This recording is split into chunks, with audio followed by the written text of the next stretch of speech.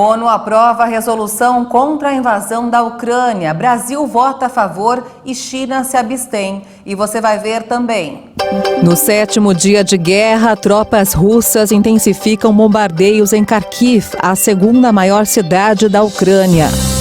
Número de refugiados ucranianos aumentou em 200 mil em 24 horas. Já são mais de 850 mil pessoas que deixaram o país. O Rio de Janeiro pode liberar o uso de máscaras a partir da próxima segunda-feira em lugares fechados. Agências do INSS retomam atendimento presencial sem agendamento. E ainda, especialistas afirmam que a guerra entre a Rússia e a Ucrânia poderá causar a maior crise humanitária do século na Europa. Agora, no Jornal das 18h30. Olá, boa noite. São 18 horas e 30 minutos pelo horário de Brasília e você acompanha agora as principais notícias do Brasil e do mundo. Em sessão extraordinária da Assembleia Geral das Nações Unidas sobre a Ucrânia, realizada hoje, 141 países votaram a favor da resolução que condena a invasão russa, 5 nações votaram contra e 35 se abstiveram. A resolução, que não tem poder legal, pede que a Rússia retire suas tropas. Apesar de não ser uma medida concreta, a decisão tem um poder político muito grande e evidencia o isolamento russo. O Brasil votou a favor e a China se absteve. Antônio Guterres, secretário-geral da ONU, disse logo após a aprovação da resolução que a decisão mostra que o mundo quer o fim do sofrimento na Ucrânia. Ele falou ainda sobre como os países têm se unido para colaborar com o país do leste europeu. Valentin Rybakov, embaixador de Belarus na ONU, aliado de Rússia, pediu que a Ucrânia abra um corredor humanitário para que pessoas possam sair do país pela fronteira com Belarus, que está aberta. Ele lamentou as mortes e disse que só as negociações podem resolver o conflito. A embaixadora dos Estados Unidos na ONU, Linda Thomas-Greenfield, afirmou que a guerra foi decisão de um único homem, Vladimir Putin. Ela disse que a Rússia está atacando civis e que enquanto o Conselho de Segurança discutia a paz, Putin começava a guerra. Thomas-Greenfield declarou que a Rússia bombardeou orfanatos, hospitais, jardins de infância e espalhou fome e ainda agradeceu aos países que estão recebendo refugiados da Ucrânia. O embaixador da Ucrânia na ONU, Sergei Kyslytsya, afirmou que o povo ucraniano luta enquanto é bombardeado. Ele agradeceu a união e o apoio aos refugiados ucranianos e disse que as tropas russas estão cometendo crimes contra a humanidade. Ele ressaltou que é preciso evitar que os russos sigam com a ação militar. Os países que votaram contra a resolução da ONU foram a Rússia, Belarus, Síria, Coreia do Norte e Eritreia.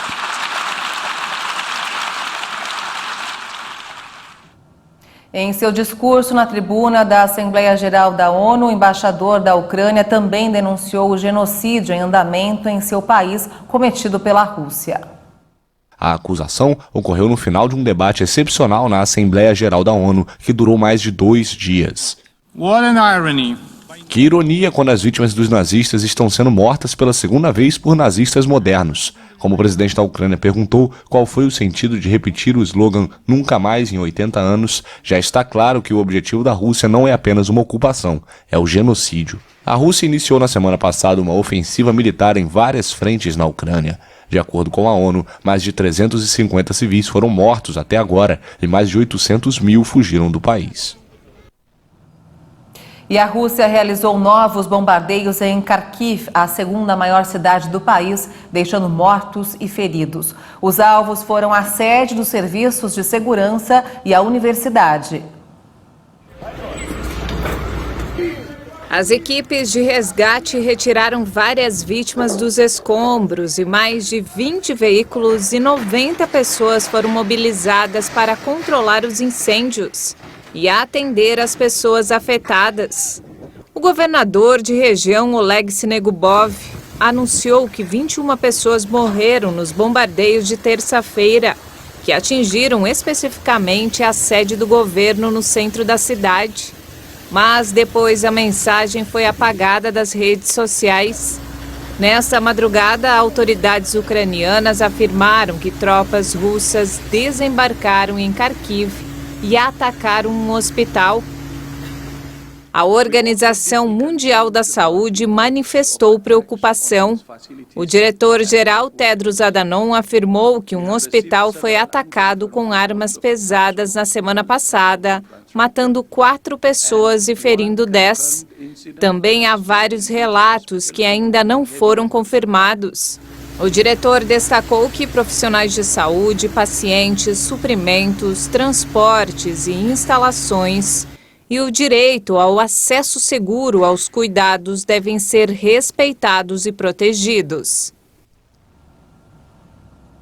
A ONU divulgou um novo balanço do número de refugiados ucranianos em países vizinhos, que mostra um aumento de 200 mil pessoas em 24 horas.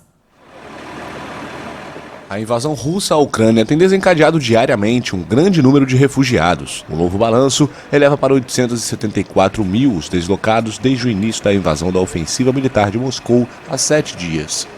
A Ucrânia faz fronteira com 7 países: Rússia ao norte e leste, Belarus ao norte, Polônia e Eslováquia a oeste e Romênia, Hungria e Moldávia a sudoeste. A Polônia recebeu mais da metade dos refugiados, um total de 453.982 pessoas. Os poloneses se organizam nas redes sociais para arrecadar dinheiro e remédios e também oferecer moradia, alimentação, trabalho ou transporte gratuitos a quem chega. A Hungria recebeu 116.348 refugiados e aparece como o segundo destino do fluxo de pessoas que deixam a Ucrânia. O país tem 5 postos de fronteira com a Ucrânia e várias cidades vizinhas, como Zahony, onde disponibilizaram prédios públicos para acomodar os ucranianos. A Moldávia é a terceira nação a receber mais refugiados, com 79.315 pessoas até esta quarta-feira. A lista ainda mostra as vizinhas Romênia e Eslováquia com destino imediato, explicando que o fluxo de refugiados chegou até países europeus um pouco mais distantes, como a República Tcheca. Grandes empresas anunciaram a suspensão da venda de todos os seus produtos na Rússia. Já no esporte, o Comitê Paralímpico Internacional anunciou hoje que os atletas da Rússia e de Belarus foram autorizados a disputar os Jogos Paralímpicos de Inverno de Pequim, que começam na sexta-feira. Os atletas vão participar sob a bandeira neutra e não serão incluídos no quadro de medalhas. A fabricante do iPhone e computadores Mac explicou que interrompeu as exportações para a Rússia na semana passada e também limitou o acesso a alguns serviços, como a solução de pagamentos Apple Pay. O Google, outra gigante da tecnologia, impediu a imprensa estatal russa de monetizar conteúdo em suas plataformas, em represália pela invasão da Ucrânia. No esporte, a onda de sanções continua. A World Athletics excluiu esportistas russos e belorussos de todas as suas competições. A organização do Mundial de Vôlei foi retirada da Rússia e seus patrocinadores não poderão competir. A gigante mundial de equipamentos esportivos Adidas anunciou a suspensão de seu patrocínio à Federação Russa de Futebol. Já os tenistas russos e belorussos poderão continuar a participar dos torneios organizados pela ATP e pela WTA, incluindo os Grand Slams, mas estão excluídos da Copa Davis e da Billie Jean King Cup. Na segunda-feira, a UEFA já havia rescindido seu contrato com o gigante russo do setor energético Gazprom, estimado em 40 milhões de euros. Esse patrocínio cobria a Liga dos Campeões, as competições internacionais organizadas pela UEFA e a Euro 2024. Também na segunda-feira, a FIFA decidiu excluir a seleção russa do Mundial do Catar este ano. Apesar de o Brasil não estar envolvido diretamente no conflito, a guerra na Ucrânia traz preocupações econômicas ao país, principalmente na questão dos fertilizantes. Países do leste europeu são as principais fontes de importação dos produtos usados na agricultura brasileira. A ministra da Agricultura, Tereza Cristina, garantiu que o Brasil tem estoque de passagem para chegar até a próxima safra, em outubro, e pontuou que a situação no leste europeu é preocupante e está sendo acompanhada com cautela pelo Ministério da Agricultura, principalmente pelo fato de o país ter forte dependência de importação de alguns fertilizantes.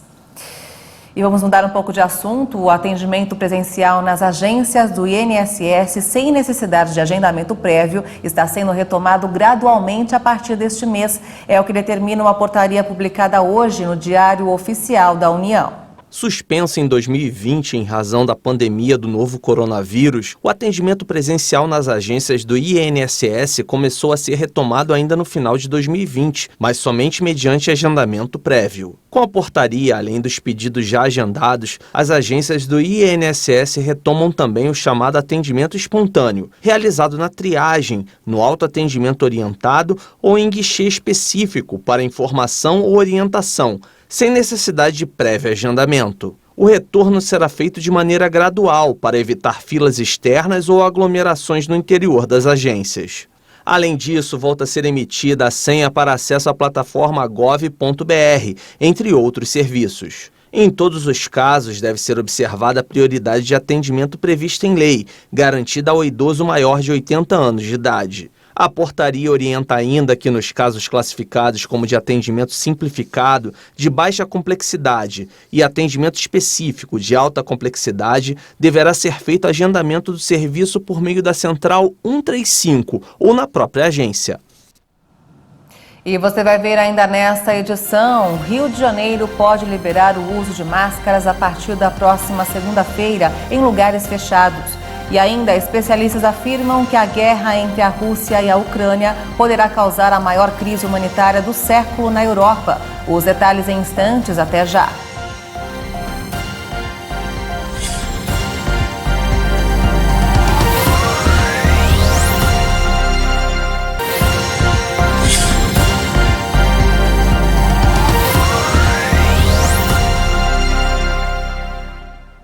Estamos de volta, são 18 horas e 44 minutos pelo horário de Brasília. A vacina pediátrica da Pfizer contra o coronavírus é mais eficaz em crianças com mais de 11 anos. Um novo estudo levanta questões sobre a dose correta a ser administrada aos mais jovens. Pesquisadores do Departamento de Saúde de Nova York fizeram um estudo para avaliar os resultados da vacina da Pfizer contra a Covid em crianças de 5 a 11 anos. Eles descobriram que a vacina teve eficácia reduzida de 68% para apenas 12% no período de 1 mês e meio entre 13 de dezembro a 30 de janeiro. A eficácia foi maior para aqueles de 12 a 17 anos, caindo de 66% para 51% no mesmo período. De acordo com cientistas, as crianças com menos de 12 anos recebem uma dose que é 1/3 do tamanho dado para maiores de 12 anos, o que poderia explicar a queda na eficácia. O estudo observa que o resultado para crianças de 5 a 11 anos foi melhor contra a doença grave. A eficácia da vacina contra a hospitalização em crianças de 5 a 11 anos caiu de 100% para 48%, em comparação com 85% para 73% nas crianças mais velhas. Segundo os pesquisadores, esses resultados destacam a necessidade de estudar a dosagem alternativa de vacinas para as crianças e a importância contínua das proteções em camadas, incluindo o uso de máscaras para prevenir infecções e transmissão. E mesmo tendo eficácia reduzida, a análise recomenda que a vacinação deve continuar em crianças menores de 12 anos. E vamos agora direto ao Rio de Janeiro com informações desta quarta-feira do estado do Rio com o repórter Anderson Nascimento. Boa noite, Anderson. Boa noite, Maria Alice. Quarta-feira, após o carnaval aqui no Rio, e a prefeitura já prevê a liberação do uso de máscaras em locais fechados. Ultrapassamos 600 dias com o uso obrigatório de máscara. O acessório passou a fazer parte do nosso dia a dia. Hoje, vivemos outro momento. O secretário municipal de saúde, Daniel Sorães, informou que é cada vez mais raro encontrar um caso grave de Covid na cidade e que no último fim de semana a taxa de positividade foi de 3,9%. Conforme os parâmetros da Organização Mundial de Saúde, uma taxa menor que 5% de contaminados indica controle da doença. Por conta disso, o Comitê Científico da Prefeitura do Rio realizará uma reunião na próxima segunda-feira e o assunto principal será a liberação do uso de máscaras em locais fechados na cidade, como shoppings, cinemas, escolas e academias. Daniel ressaltou que essa liberação depende ainda de um alinhamento com o governo do estado e acrescentou que a população não pode se descuidar do cronograma vacinal. Quem ainda não tomou a segunda dose e a dose de reforço deve procurar as unidades de saúde do município. A cidade do Rio de Janeiro deve ser a capital do Brasil com as maiores temperaturas pelo segundo dia seguido. Uma informação dada pelo Climatempo. Até a quinta-feira, o sol vai comandar o céu do Grande Rio, com média de 37 graus e sem previsão de chuva. Na próxima sexta, os ventos frescos vindos do mar vão deixar as temperaturas mais amenas.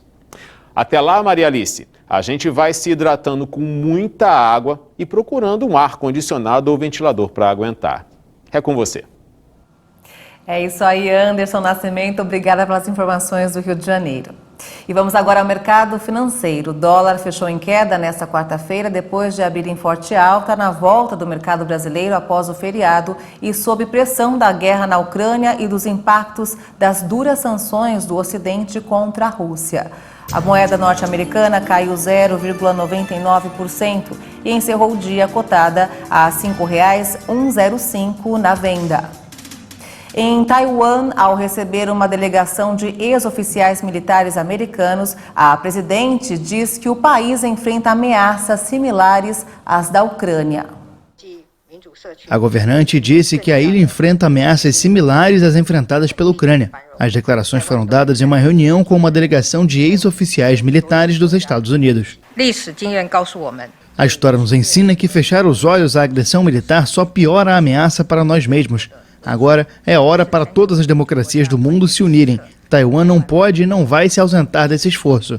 Como membro da comunidade internacional, Taiwan condena de maneira firme a invasão russa e se junta ao esforço global para impor sanções à Rússia. Taiwan acompanha de perto a situação da Ucrânia diante da ameaça constante de sofrer uma invasão por parte da China. Pequim reivindica a soberania sobre a ilha e prometeu tomá-la mesmo à força. A presidente alertou sobre a crescente ameaça militar chinesa e afirmou que Pequim chegou a usar táticas de guerra cognitiva e desinformação para dividir a sociedade taiwanesa. O bilionário russo Roman Abramovich comunicou que vai vender o atual campeão mundial de clubes e da Liga dos Campeões da Europa, o Chelsea, e doar os lucros para as vítimas da guerra na Ucrânia. Em nota publicada no site oficial da equipe inglesa, o empresário, que está à frente do clube desde 2003, confirmou a informação veiculada na imprensa europeia e reiterou que a operação não será acelerada. Abramovich disse que vai criar uma fundação de caridade, onde todos os lucros líquidos da venda serão doados, e explicou que a entidade funcionará em benefício de todas as vítimas da guerra na Ucrânia. O empresário acrescentou que a fundação vai fornecer fundos essenciais para as necessidades urgentes e imediatas das vítimas, bem como apoiar o trabalho de recuperação de longo prazo. Na avaliação de especialistas, a guerra da Ucrânia poderá causar a maior crise humanitária do século na Europa. Países do mundo inteiro, inclusive o Brasil, estão mobilizados para dar apoio aos refugiados. Na avaliação de especialistas, a guerra da Ucrânia poderá causar a maior crise humanitária do século na Europa. Países do mundo inteiro, inclusive o Brasil, estão mobilizados para dar apoio aos refugiados. As lágrimas de quem deixou tudo para trás. Essa mulher é um dos muitos ucranianos que tentam fugir da guerra. Ela está na fronteira com a Polônia, principal caminho de saída do país. O movimento é intenso na região. São filas quilométricas de carros e famílias que chegam a pé carregando as bagagens.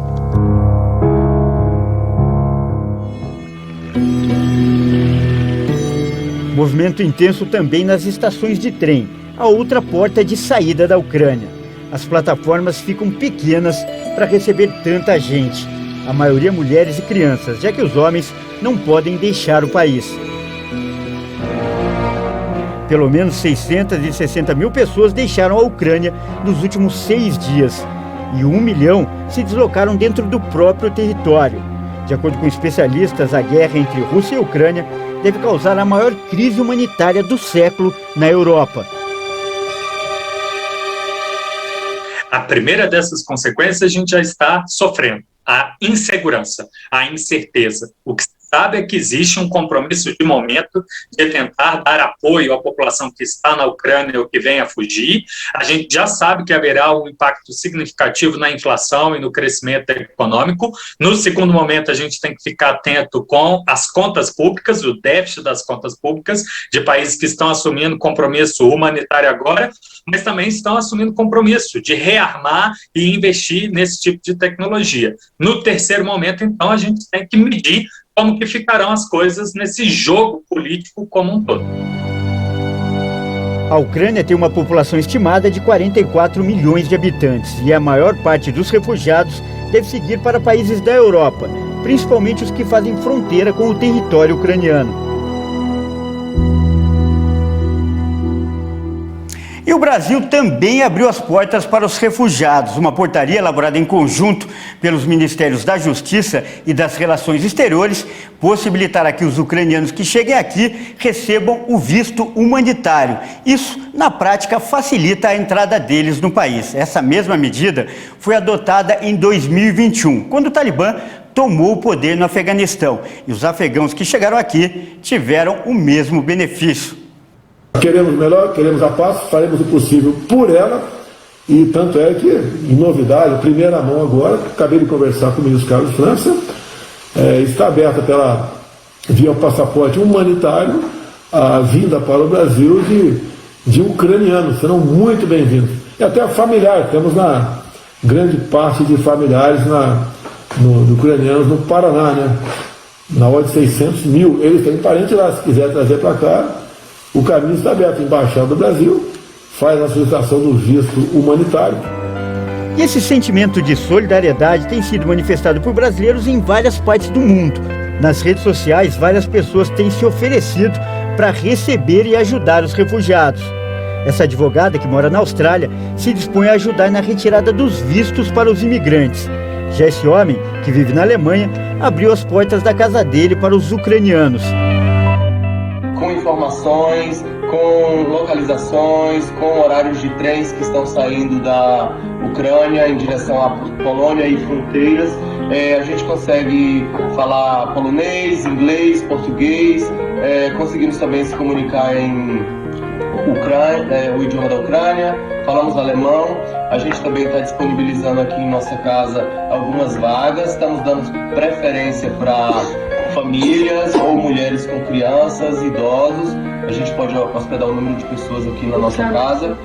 Tem um carro grande com 6 vagas, a gente também consegue se deslocar para buscar esse pessoal aí que estiver localizado nas fronteiras ou quem já conseguiu entrar na Polônia ou em algum país da região. E se a guerra separa as nações, a solidariedade une os povos.